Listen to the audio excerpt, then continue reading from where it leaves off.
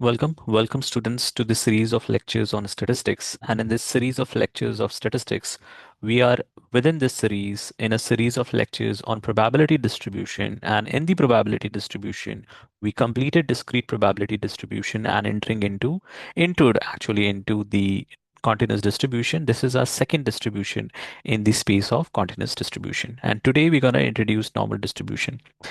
If I want to highlight the importance of this lecture, then I should say that you should breathe in, breathe out normal distribution if you are a CFA or FRM aspirant or you're working in finance field.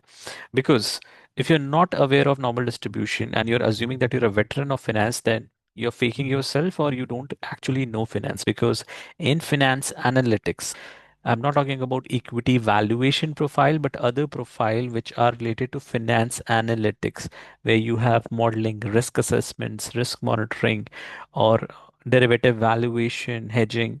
You need in-depth understanding of normal distribution. And with experience of 10 years, I can say that very few people, only 20, 30 people in the finance domain actually understand in-depth normal distribution, even those who are working in the domain of financial analytics, and which is not good. So if you really, really want to be a good finance risk model developer or model validator, you should be pretty good in normal distribution. Now, the reason for saying that because normal distribution is everywhere. If I just talk about your curriculum, the CFA and FRM curriculum, first of all, you should be aware about normal distribution because you have to do certain prediction. If you want to predict stock return, you need to know that which kind of stock return is normally distributed. Is it arithmetic stock return which is normally distributed, or is it geometric one which is normally distributed? So you need to know that which distribution, which entity is normally distributed. So this is number one. The second is it is heavily used as you complete probability distribution, the complete lectures of probability distribution, you would enter into hypothesis testing because you have to test your prediction. So hypothesis testing, it cannot be studied without in-depth understanding of normal distribution. When you enter into regression, the regression assumptions start with normal distribution. If you talk about derivative valuation, Black-Scholes-Merton model has ND1 and ND2. What it is? It refers to what normal distribution, value at risk, expected shortfall, whatever you say, it all depends upon normal distribution. Without in-depth understanding of normal distribution, you cannot succeed in CFA or FRM examination, or you cannot succeed as an financial analyst, as in the people who develop risk models or valuation models based on regression or whatever, right? Because any basic model which is being developed in any one of the good organization, good team, it is based on what? Simple linear regression. The basic is simple linear regression. You don't know normal distribution. How would you know simple linear regression? So I'm trying to emphasize that because it's critical. It's critical, and that's why I said that you should breathe in, breathe out normal distribution if you are appearing for CFA, FRM, or CQF.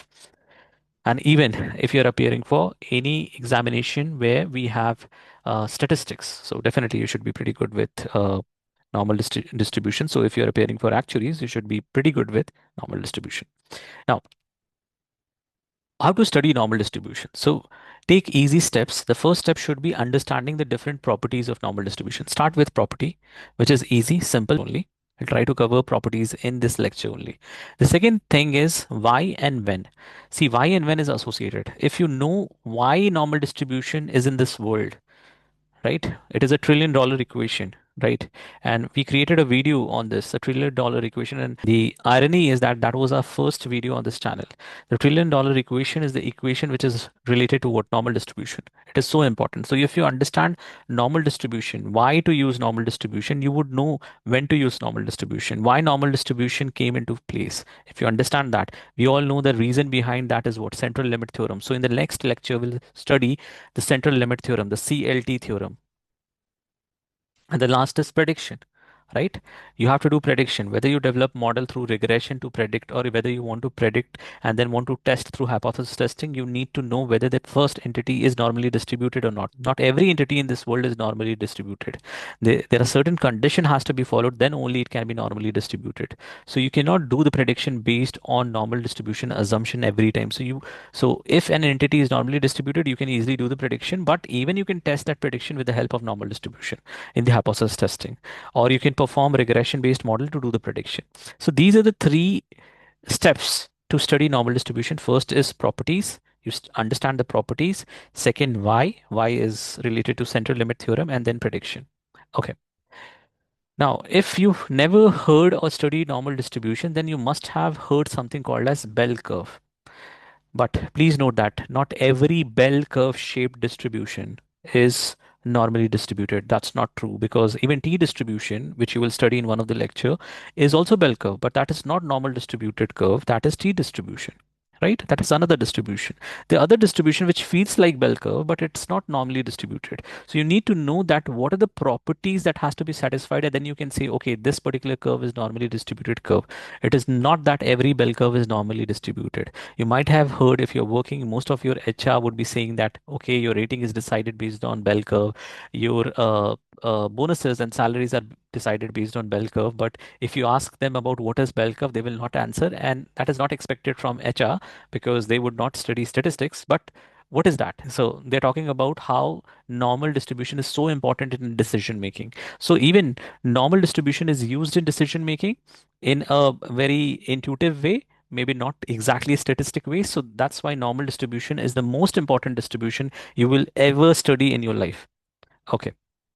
So coming to the properties, and the properties are very simple, straightforward. You don't have to worry about that. What are the properties? Is it going to be very complex? No, very simple, because normal distribution is a very simple, universal, found distribution. You will find this distribution everywhere. So the properties are pretty simple.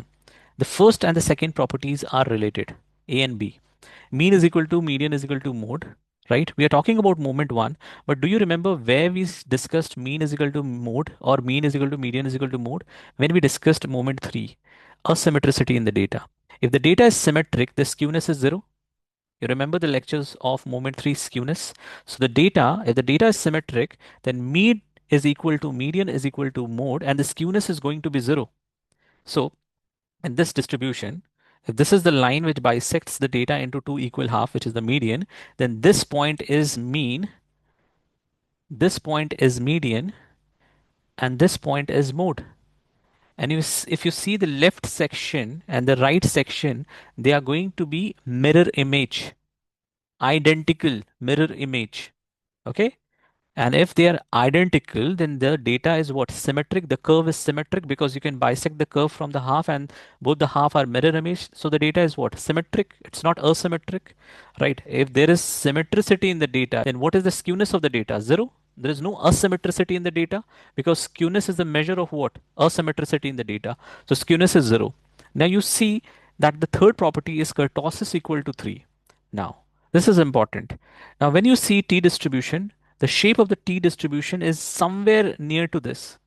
The only way to differentiate between t distribution and normal distribution is to study kurtosis. Any entity which is following normal distribution will come to 3. But in t distribution, which feels like normal distribution, looks like normal distribution, the kurtosis is greater than 3. They have what? Fatter tails. What is kurtosis? Kurtosis is a measure to identify the fatness or thinness in the tail. Okay, so what is the fatness or the thinness in the tail of normal distribution? It's 3. We call normal distribution to be a Mesokurtic distribution. We discussed this in kurtosis, right? What is fourth property? The total area under the curve is going to be 1. It's not only true for normal distribution, it is true for any continuous distribution in this space. If you remember uniform continuous distribution, we said area under the curve is equal to 1. Here, area under the curve, the whole area, if you try to plot the whole area, this whole area is going to be what? 1, because that represent the total probability, and total probability has to be equal to 1, right? 100%. So total probability is 1, or total area is 1. That is the fourth property. What is fifth property? Asymptotic tail. See, if you see this, then in right direction and left direction, both the direction, the x-axis is approaching infinity. Okay, infinity and minus infinity. Let's write it down, minus infinity or infinity. And the normal distribution tail, this tail, is trying to touch x-axis, which means it's trying to touch x-axis, or it is trying to approach infinity, but will never touch x-axis or will never approach infinity in both the direction. So that is the meaning of asymptotic. They try to touch but will never touch. Any two line which is trying to touch but will never touch till infinity. That is asymptotic behavior. So that is the asymptotic behavior of the tail of normal distribution. Last property. Parameters are only two, that is mean and standard deviation.